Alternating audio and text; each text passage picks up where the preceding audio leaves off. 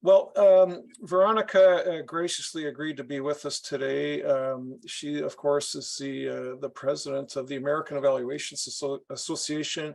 Very, very busy these days. A huge, big event coming up starting next week. We're all excited about it, and Veronica's going to share her thoughts about how the theme for the conference emerged and what it means to her and how significant it's going to be for all of us going to the conference.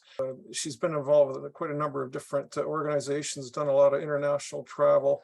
So she's an award-winning social impact data and evidence enthusiast with a management portfolio.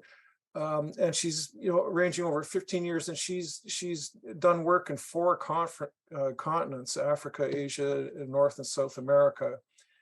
Enjoys combining technical approaches to communication with data science, social science to solve the sustainability challenges. Worked for a couple of years with the World Benchmark Alliance, a movement to measure and incentivize business impact towards a sustainable future, and worked for 7 or more years, I think, with the Rockefeller Foundation strategy, measurement, and learning practices there. I suppose I could go on, but I think that I would like to now turn it over to you, Veronica, and you can say a little bit more about yourself if you'd like to, and we're just really eager to hear what you have to say about the upcoming AEA conference. Thanks so much, Brad. Nice to see you all today. Thank you for inviting me here. It's kind of one of those things where, if Brad and Stuart ask you to do something, you kind of just do it type of thing. But I'm super excited to be sharing a bit more about the conference, about myself. And so I'm going to share my screen. And I'm going to try to make this interactive and try to get through the content pieces quickly so that we can pause and talk about some of the substantive pieces. And so let's see if I can, where did it go? It's kind of like one of those things, you thought you had it and now it's gone. Hold on, let's see. I'll get it. Let's see. I am on Zoom today. And I'm going to share my screen. There we go. Okay. So I really like visuals. It's just one of those things. And I'm sorry, I thought I had the name correct, CRECS at the University of Ottawa. And so if I got it a little bit wrong, please just let me know. I tagged this talk that I've been doing a little bit of a roadshow around called Evolving Evaluation for People and Planet. I'm going to talk a little bit about how it's evolving, why it's evolving, and then I'm going to pause and hear your thoughts about this. And this is all connected to the conference. So the run of show is a little bit about me, a little bit about some of those disruptors in the evaluation space, a little bit around the so what's and the implications and the considerations for us, and then some discussion and feedback from you. And so I'd like to start with about me. I know that Brad shared a little bit about my professional history. I do think that the evaluators of today need to be able to balance both their professional and their personal histories and bringing their full self authentically to bear on the work. And that has a lot of implications. And so with that said, I will share that I am calling in from Maplewood, New Jersey, which is the original home of the Lenape people. And while I was born here, I'm first generation American. I was born here. I actually was quickly expatriated back into where my family is from, which is in Peru. And I then followed and lived the next 4 years of my life in a place that looks like this. So my family is not from, I describe it as not from the pretty parts of Peru, but from the parts where a large majority of the population is indigenous and living in poor and vulnerable scenarios. I was lucky to have been born an American, and at a time when if you were born in the US, that kind of American, then since my husband is Canadian, he's always saying, why do the Americans always appropriate all of that? It's about North America. So there you go. And I was born during a time when if you were born in the US, your family automatically became legal and documented. That policy shifted very shortly after I was born. However, because of it, I was set forth on a pathway that not many people, my generation, can say they have they have undertaken. And I see that as part of my responsibility to make sure that I am authentically bringing the people's lived experience to the conversation and challenging where we can challenge. Clearly, I'm also born in a particular generation, and so I have a particular view and mindset around what this work looks like, and I'm going to share a little bit around that today, because that's very critical to the theme of this conference. Last thing that I'll say here is that I have spent the last, I think it's like now 20 years, but 15 sounds so much better, in the philanthropic space, and how have worked across 6 continents, no longer 4, because I have this Australia connection, and I work in North America, including Canada now. And because of it, I sit on the side of the market that focuses very much on the demand side, and thinking a lot about what should evaluation look like for the issues that we are trying to solve. It's outside of government, but I have worked for one of the oldest philanthropies, which is the Rockefeller Foundation, one of the largest philanthropies, which is the MasterCard Foundation. And I now work at one of the newest foundations, which is the BHP Foundation. And I think they represent some of the newer voices and actors in our evaluation market that I'll talk about. So as Brad mentioned, we are so excited to be, we being the AEA board, the AEA Institutes, and anyone who's ever been president of the AEA, to be coming back to an in-person conference next week in New Orleans. The focus is, the theme is reshaping evaluation together. And the reshaping piece, I'll talk a little bit about why it should be reshaped. Evaluation is clearly the thing that we do. And together is because oftentimes we are looking to problem solve some of the biggest challenges during our times in these silos. As evaluators, we are even trained, and we work in silos. So you have the developmental evaluators on one side, and then you have the randomistas over there, and then you've got the people that are thinking about data visualization over some other side. And what my challenge to our community really is what would happen if we were to actually bring those skill sets together and to collaborate in a way that contributed to a new and different way of thinking about evaluation, hence this theme.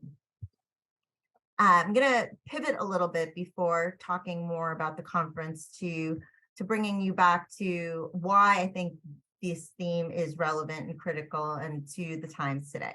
And so I'm going to start off with a quote that many of you have seen probably in 2019. Greta Thunberg said this very famous quote at the World Economic Forum in Davos. And I'm going to read it to you. It's what I want you to act as you would in a crisis. I want you to act as if our house is on fire, because it is. And if you reflect on that, in 2019, while she didn't realize she was speaking specifically about climate change, and we debated on whether it's 2 degrees, 1.5 degrees, we were having a different conversation. It was like she premeditated a bigger crisis. And that crisis, of course, became the pandemic. And we then experienced together what it was like to live in shutdown, in quarantine, with PCRs, with PCPs. And, it really did change the nature of the times that we were living in. And it really, I think, exacerbated this idea that things needed to be different. We even talked about the new normal, and we assumed that when we came back from that new normal, things would be different. I wonder if they are, but hypothetically speaking, let's talk about the past.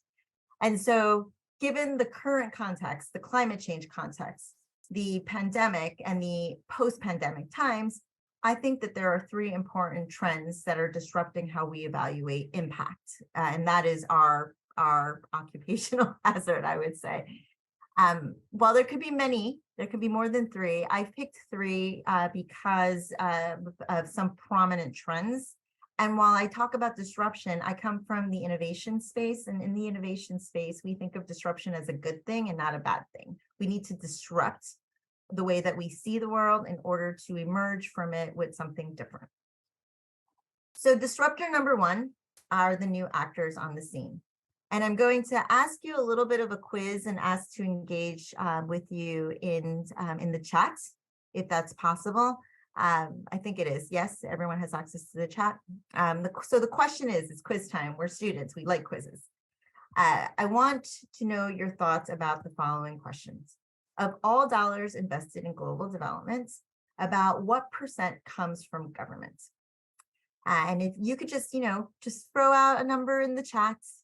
I would love to see what the dominant group thinks. Yeah, 20, I see 25, 25, a few more, just a few more.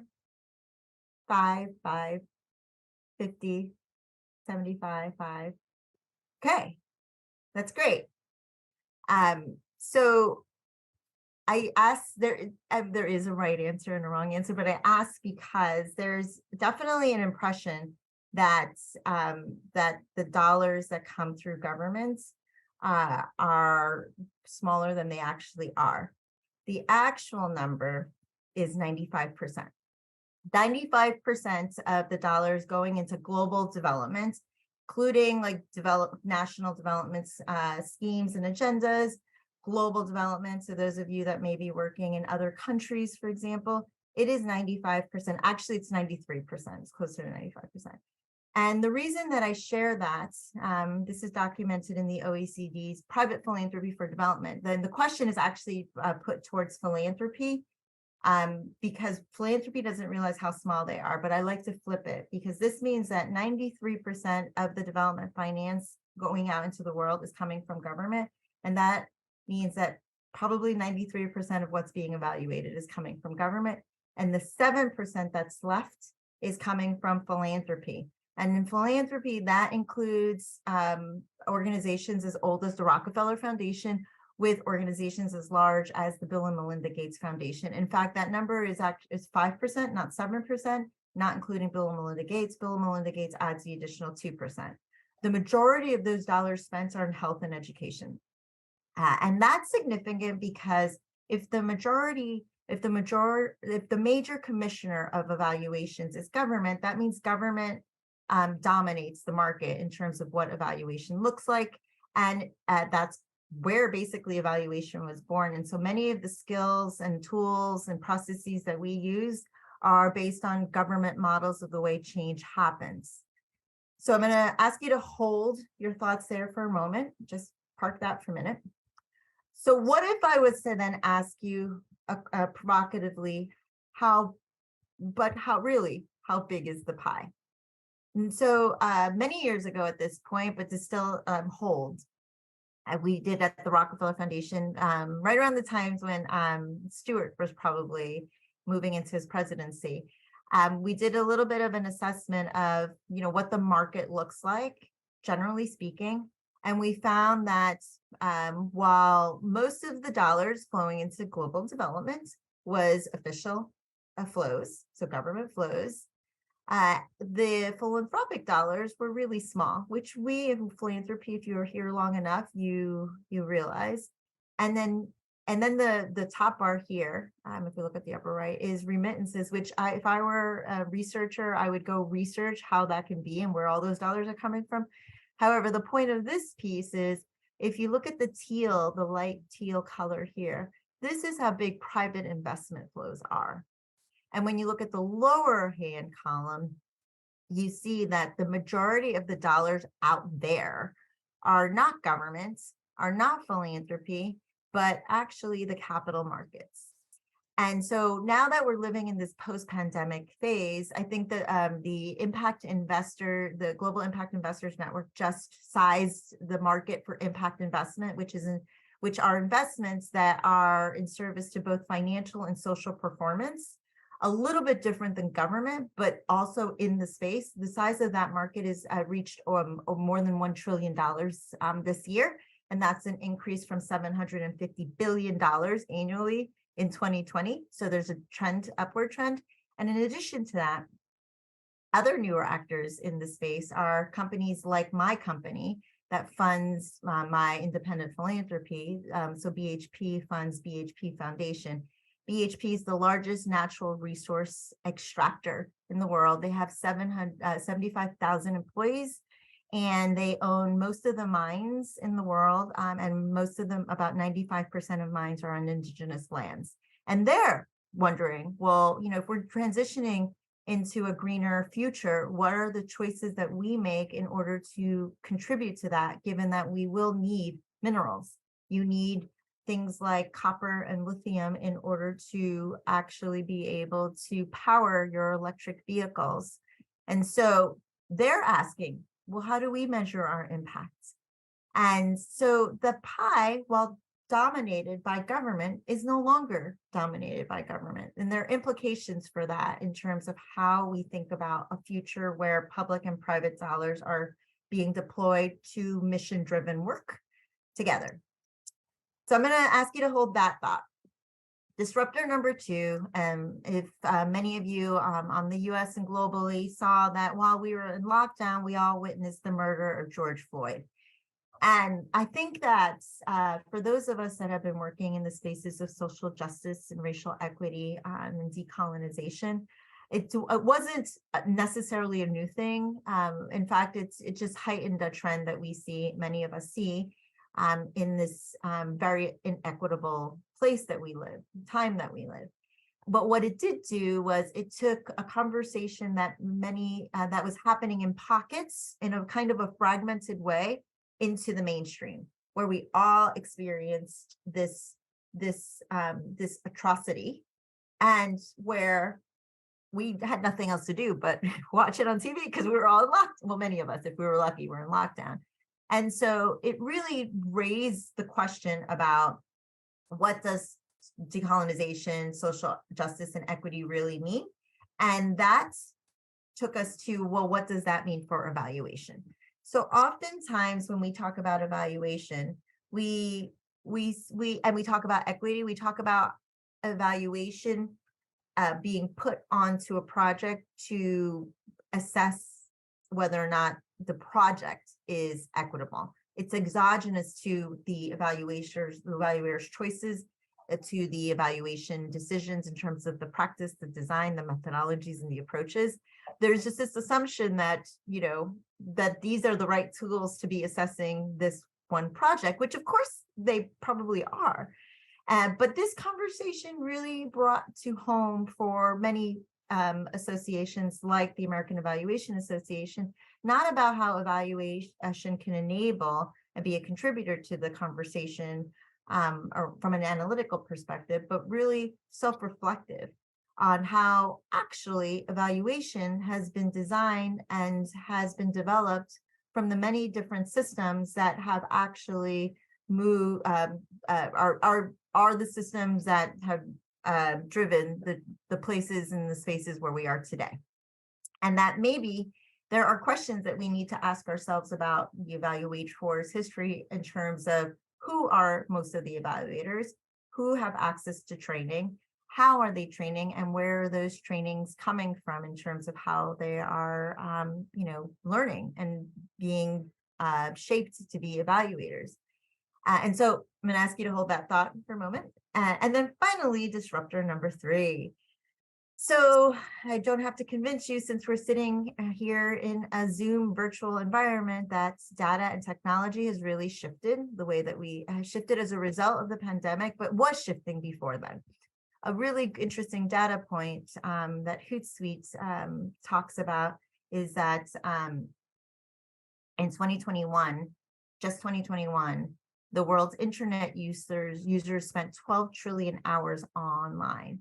And while that seems like a really big number, when we can translate it into something that's a little bit more accessible, that would translate to something like more than 1.3 billion years of combined human time.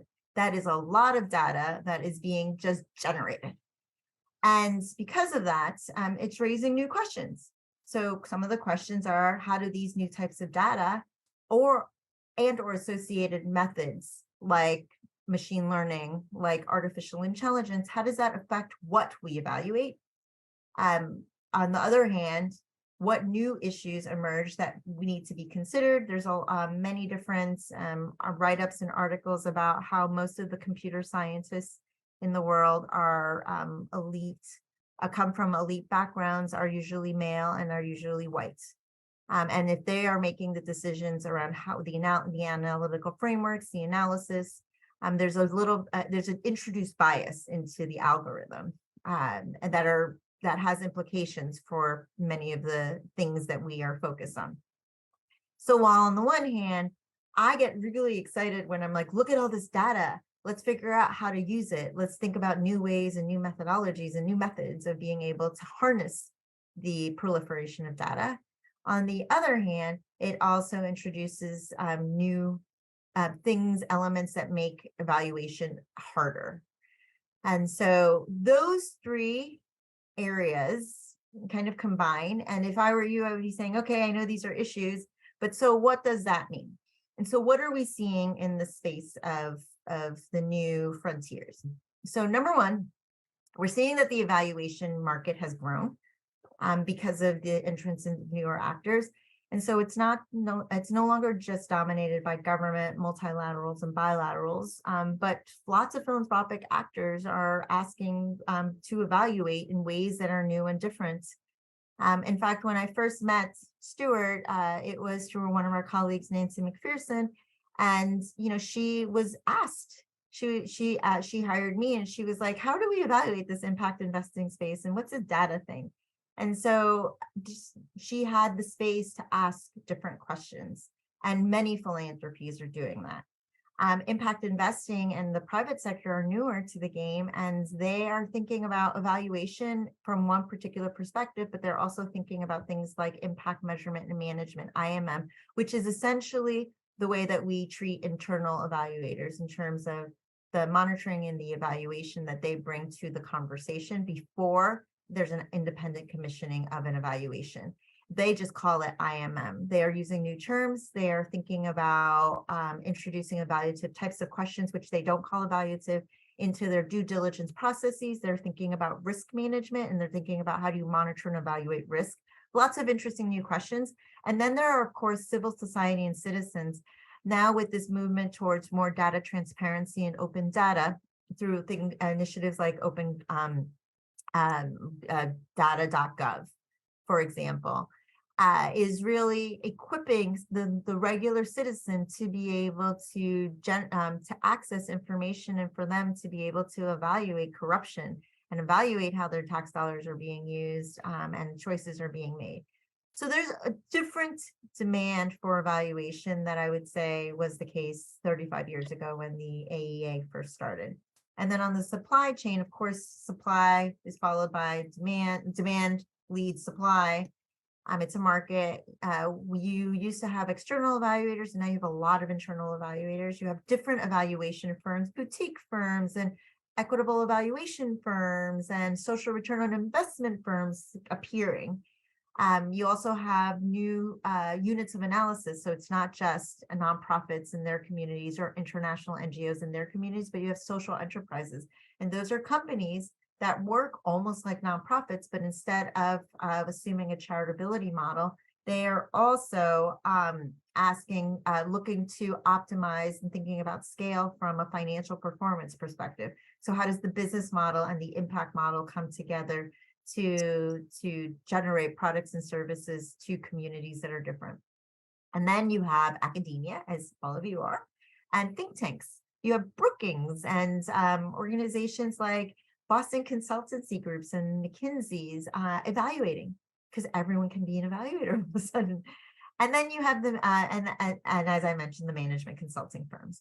So the market just looks different, and evaluation looks different for this market. So I'm going to just talk a little bit about some of the trends. So, concretely, what are we seeing the market move from to? So on the one hand, we're seeing evaluation that used to be top down, and so driven by the decision makers, the policy makers, the funders, in ways that are optimized for how they see the world and their decisions. So we're seeing which are highly deliberate and sometimes very stage gated with predefined outcomes towards a place that is more about bottoms up emergent strategies with outcomes that are evolving as the work matures. We're seeing M&E that was primarily for accountability and compliance, because that's a little bit of the government model, to an M&E that is more about supporting adaptive management and learning cycles. We're seeing movement from large retrospective and qualitative types of evaluations to evaluation that is a little bit more routine and consistent and timely, that is combining both quant and qual so that we can answer questions about the what's changing with contextual elements around the how and the why it's changing. We're seeing evaluations that are optimized for comprehensive, so spread across all outputs and outcomes in a particular theory of change, to evaluations that are really that are about addressing the acupuncture points of a system, being able to go deep in the most critical and uncertain areas and test out those assumptions and hypotheses. We're also seeing the movement from traditional methods for data collection, so household level surveys being traditional, to and it's very, that's where the cost comes from when you're doing an evaluation, primarily from the data collection elements, and they can be expensive and slow, particularly if you're working in a development context where typically the places that you should be evaluating or collecting your information are very far and away from roads, or can be flooded because of rains. So to a place that where we're thinking about what are some of those cutting edge approaches for data collections so that they can drive the costs down while generating insights quicker. So mobile data collection. And then finally, you're seeing this movement from more self-reported household level data. I mean, even if you interview someone, they're still interviewing you. There's a level of bias towards that, to something that is more about direct user feedback. Feedback being valid for assessments, ways of knowing being a common topic of conversation, and basing that ways of knowing on many different things beyond the household level data or survey. Thinking about how to harness social media and human generated information through like Fitbits and things that are on the one hand really exciting because it solves some of the challenges that evaluators have in terms of getting data collection in a timelier way, to also that are alarming, because if you think about the surveillance and the amount of someone actually controlling all of these elements, so thinking about data privacy becomes a big issue.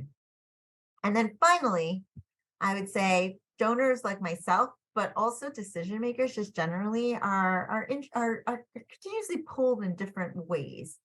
And so on the one hand, sometimes we're talking about evaluations that are in service to ambitious galvanizing impact, while at the same time really feeling the tug for the system, which is signaling that we're looking for evaluations that are about meaningful and realistic outputs.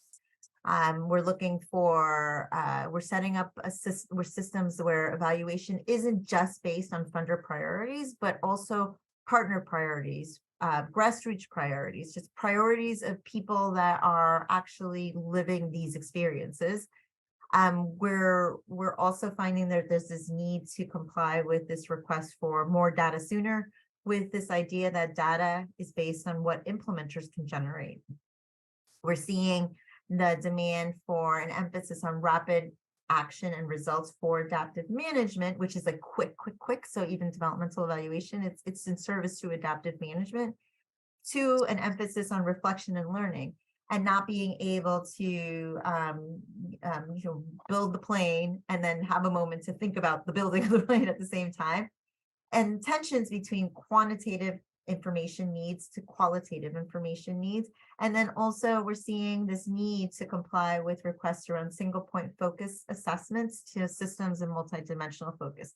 And the challenge with many of our roles in terms of commissioning, or in terms of being in a place within the evaluation ecosystem where you see across, is that it's not an either or, it's actually an and. We are trying to balance all these demands for different decision makers, whether at the board or executive board levels to the senior leadership teams of many of these institutes, all the way through nonprofits and to communities. And so our job we're not trained to be these people in the evaluation space. We are trained we're trained with certain technical capabilities and competencies. And these are demands that are now the realities of where we work. If we want to be able to generate evaluation that is in service to decision making, it's in service to being able to influence choices, and it's in service to being action. So we're seeing a little bit of a pendulum swinging, an evolution from where we currently sit, which is evaluation that's based on standards and ethics and practices, to an evolving evaluation space where it's about transformation. How can evaluation be used to transform? How can it become more equitable? And at the same time, how can it be real time? So that is where we are. And at the same time, we as evaluators need to hold the tensions, because if you think about the definition for impact, it's about changes in the lives of people and environments that are intended and unintended, indirect and not so direct. And the challenge with this world that we're living in is that it requires us to be the keeper of the assessment and of the intentionality around all the things that can go bad. And so we are now playing this risk mitigation role in terms of making sure that the evaluators or the commissioners of the evaluation are not just seeing evaluation from one angle in terms of a positive frame, but really trying to get a bit more comprehensive in terms of all the bad things that can happen and how do we then evaluate for those things. So as I wrap, I'm thinking about what we can do differently. One of the solutions that I think are promising solutions that are cross-cutting, that kind of just make the situation a little bit better for us all, is this concept of feedback. And this concept of listening to various stakeholders and thinking about how do we see feedback embedded into across all of our work, not just as the end result. And so for a commissioner or a program person or someone implementing a project, it's really about thinking about feedback can be useful in order to test an idea throughout implementation in terms of adaptive management. And then as you exit, it's not just and actually I would make the case that evaluation is part of that solution in terms of being able to evaluate across the life cycle of a project and to integrate feedback and participant voice. It's interesting because working with the private sector, on the private sector side, there is no doubt that we should ask customers for their perspectives on our products and services as part of testing something and as part of rolling a new product or service out before it goes to market. That is just ingrained in the way that private sector and the private markets work. But yet in the public markets, in the public sector, in the philanthropic sector, most participants are not even in the room. And there is no point in time where we ask them for their perspective. So that's just one way to improve the scenario. And then finally, I would say that there are these new norms for evaluators out there that are really focused on harnessing these tools to get to what is often called bigger, cheaper, faster, and higher quality might be an issue there. But there's mobile data, there's geospatial data, there's remote sensing, and there's big data. And I know that various different trainings, courses have been optimized to integrate many of these trends. But the pandemic very much put a stamp of approval on the fact that there is a time we won't be able to go to the field. What are we going to do? How are we going to think about remote data collection? And so that has become a little bit of a new norm. So I say all this because these are the topics of conversation that the AEA is focused on. At the American Evaluation, we are inviting people to come and reimagine a new future together, to dispel your own beliefs about the way change works and come to a conversation that is about genuine relationship and thinking that allows you to hear other people and wherever their schools of thoughts are, and enter this conversation with humility and curiosity. Some of the questions in there are tons. There's 700 sessions happening, and Stuart, you'll have to remind me, it's probably not as much as yours, but then there's 2,500 people coming to AEA, and they'll be exploring questions around like, what are the implications of these new areas to how we work, and not just and implications for evaluation theory, for evaluation method and practice. How do we look internally and think about our own evaluation role and the personal biases that we bring to the evaluation practice? Who are those new actors? And how is it that they are shifting the what and the how and the why of evaluation? And finally, hopefully sharing some exemplars and models around the bright stars that can show us a new and more integrated way forward.